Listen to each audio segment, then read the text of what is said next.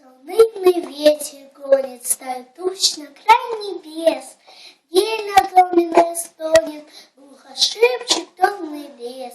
Над рекой рябой и пестрой, набегая, за леском летит листок, и струей сухой и острой набегает холодок. Полумрака все ложится, налетев со всех сторон, с крика в воздухе кружит стая галок и ворон.